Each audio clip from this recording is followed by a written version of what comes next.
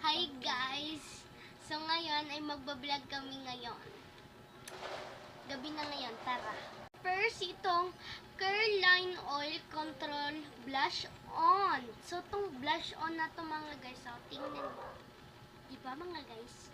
So lalagyan muna natin ang aking kapatid. Tara. So mga guys, tapos na nating i-blush on yung aking kapatid. Face ng aking Ang bilis. face. Oh, tingnan mo, napaka-blush on talaga.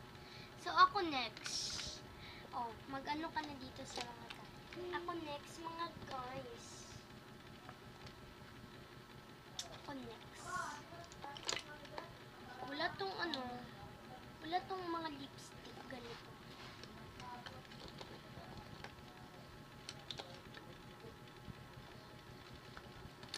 Okay.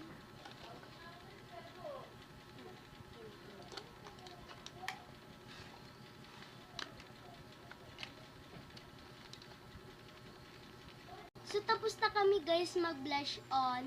Next naman namin ay itong kilay.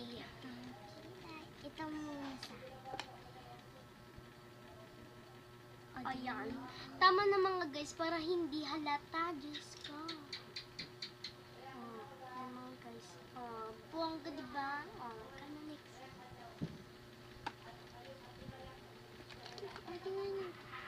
Next naman natin ay itong peeling oil.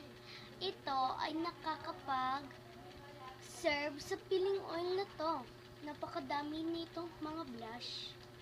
Oh, lagyan natin yung mukha mo. I-pump mo ha. Oh, i-pump mo. Oh, ganyan. Ipapump namin yan mga guys. Bakit nagluluhan ako dyan?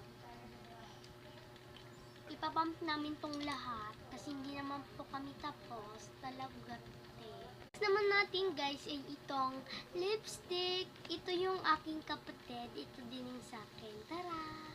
So, itong aking kapatid is pink. Yung sa akin is red. Ay, hindi. Dark pink din. So, tara. Next naman namin guys is